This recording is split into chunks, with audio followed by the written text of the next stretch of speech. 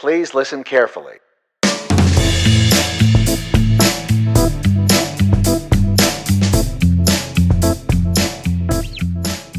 All right, thank you all so much. Thank you to the Expo for having me. This is my first time at the Expo, first time in Roanoke. I am somewhat familiar with the area a little bit through the fact that my wife and in-laws are from the sort of Martinsville, Eden, North Carolina area. So, but this is my first time traveling here.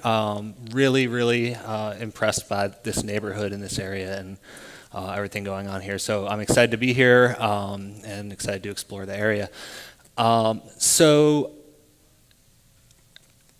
my goal today basically is to talk to you all about public art and using public art to activate neighborhoods. And one of the things that, for me, I think we think a lot about art and public art as sort of an ends to itself, something that can be beautiful and visually interesting, visually stimulating. But I think it is all of those things. But I think it's at its best when we can use art as something that's really strategic, and when we do that, it can go beyond something that looks nice and is visually interesting to something that is kind of transformative.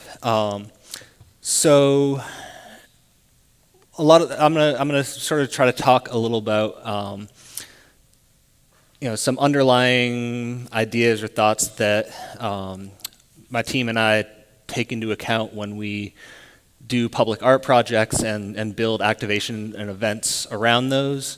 And then I'm going to dive in a little bit to some examples so that I can kind of discuss what I mean when I talk about those things. So the first thing with any public art project that we undertake is ideally we like to have be working from some type of public art plan, whether a neighborhood has one in place or whether one needs to be built out.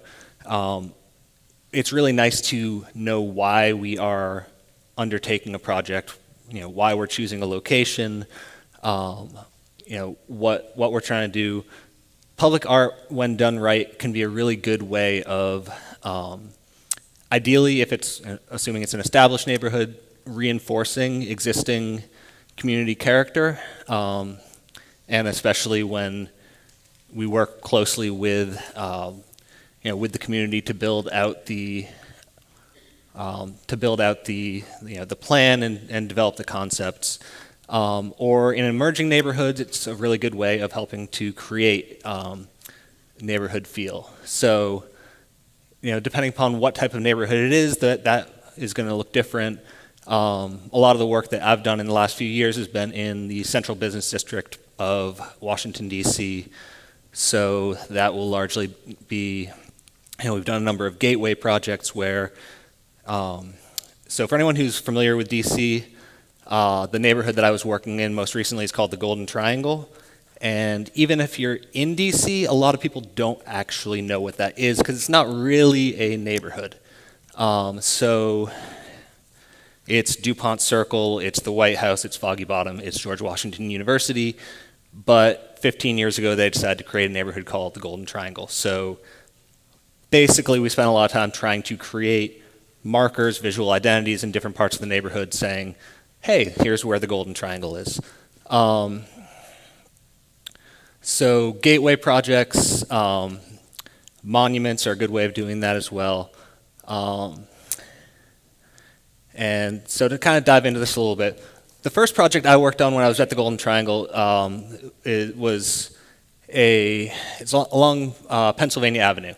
And Pennsylvania Avenue is obviously a well-known area, but this part of Pennsylvania Avenue is basically a dead zone.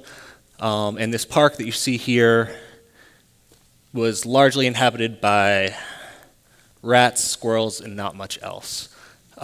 So we had this opportunity. This is actually owned by the National Park Service, this plot of land. So we had to work with National Park Service and the city and the idea was basically, how do we take this small empty park on a stretch of Pennsylvania Avenue that is basically an 8-lane stretch of streets with not much going on, and turn it into something that people will want to use. So we put out a call to artists. We worked with the surrounding commercial properties. We worked with George Washington University. We worked with the City Commission on Arts and Humanities, and put out a call to artists.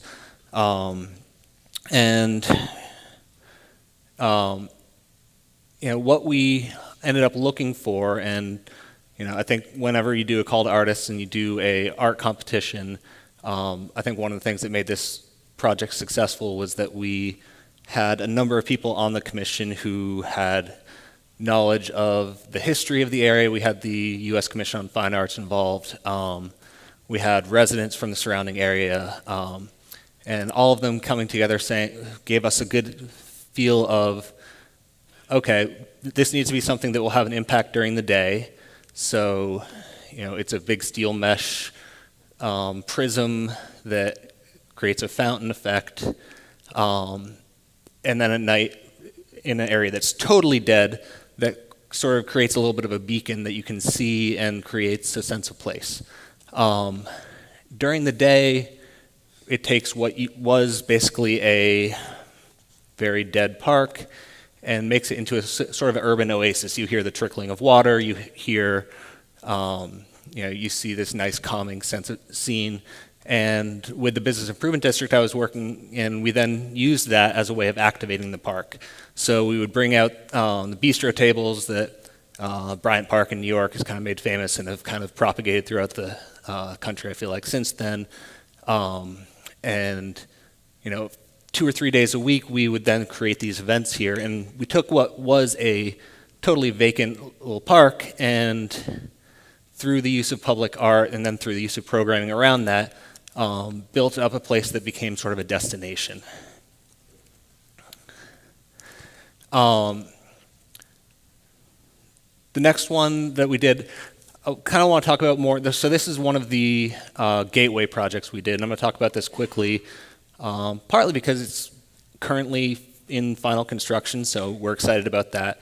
But this is one of those gateway projects we did where you can see up above, it's this underpass, K Street in DC, which is kind of known as a hub of lobbyists and lawyers, and certainly not art and culture. So we took this area that we thought, it just felt very much metal, steel, concrete, and car-centric, and wanted to make it a gateway, not only to people who are driving. This is sort of how you enter downtown Washington, D.C., but also,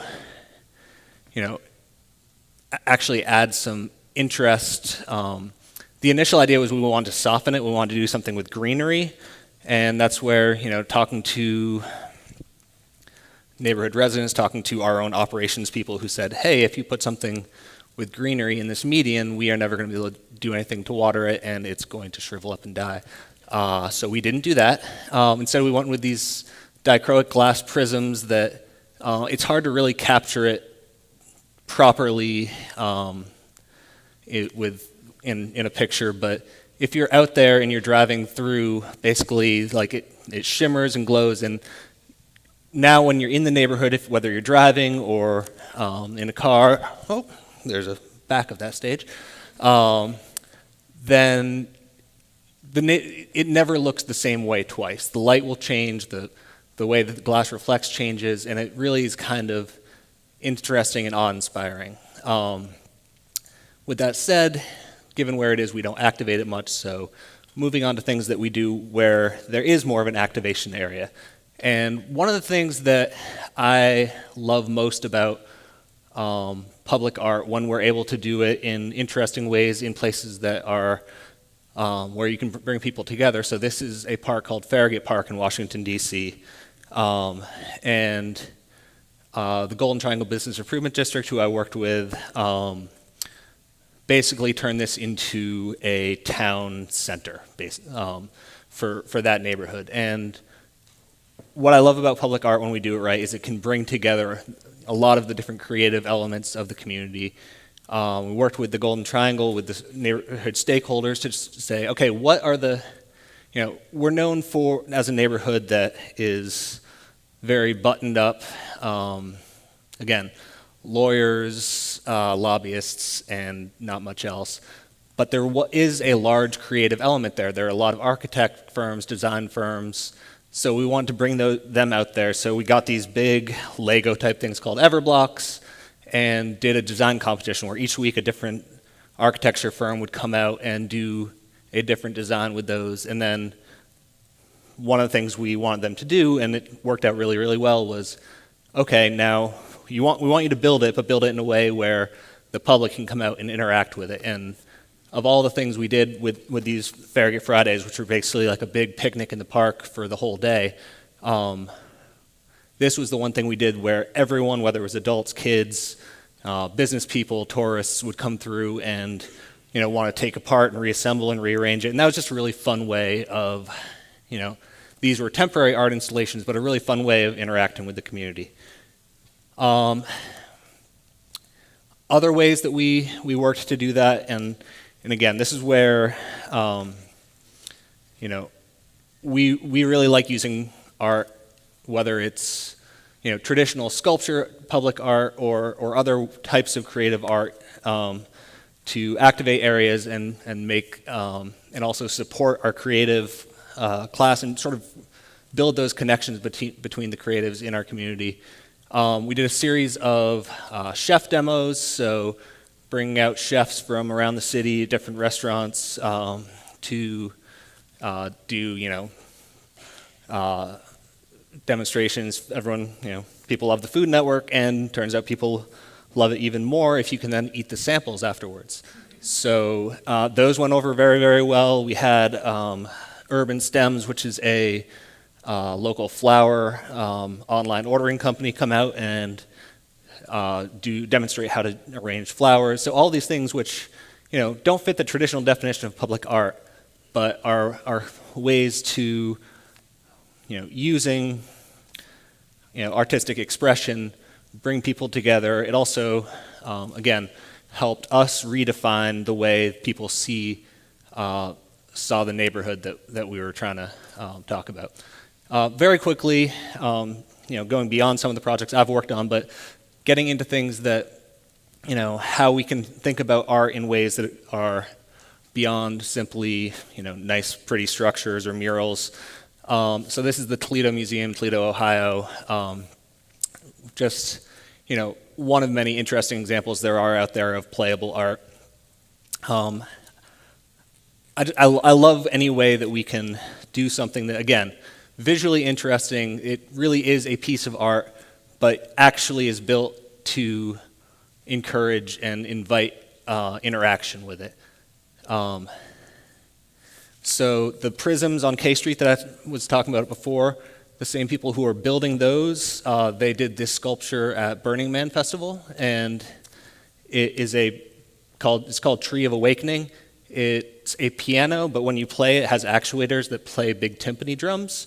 And it's just one of those, like, my goal is someday to get them to dismantle it and bring it to DC, even temporarily, because I just think it's really, really cool. I don't know how it would stand DC humidity and weather, probably not very well, but it's just, even beyond, I think when I think about playable art, you think, interacting with kids, but this is something that I think, anyone would come by and enjoy. And along those same lines, spray parks are kind of propagating throughout the country, and they're not usually, usually think about spray parks, splash parks, it's fun, but more and more they're being done in a way that really is a form of art. And these are things that, again, it engages the community, it helps define identity, and it's just, something to consider whenever you're trying to build identity for a neighborhood.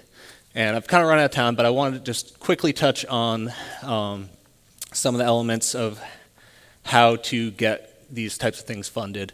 And ultimately, what all of these boil down to is connecting the dots of, what sources there are out there for funding, and knowing why, being able to build the case for why this project makes sense and sell it to whoever is funding it. So being able to explain the why now, the why here, and why whoever it is that you're trying to sell it to, whether it's a developer, whether it's your local arts commission, whether it's someone who has a grant that you can go for, why they will benefit or why their target audience will benefit. So I won't get to go through all of those in detail, but public art can really be a great way of building identity, supporting your local creatives, reinforcing your community's identity, and when it comes time to get funding for it, if you can make that case persuasively, then you can actually find a way to fund and build that art. So thank you all so much for your time. This is going to be a great conference, and enjoy. Thanks.